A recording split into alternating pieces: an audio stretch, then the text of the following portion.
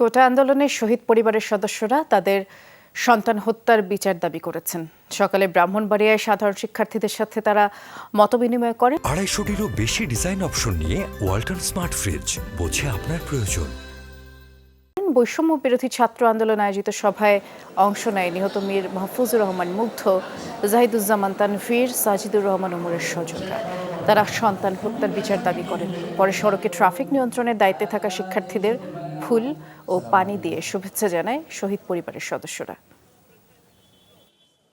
এই আন্দোলনে যারা শহীদ, তাদের আত্মত্যাগের বিনিময়ে আমাদের দেশটা স্বাধীন হয়েছে।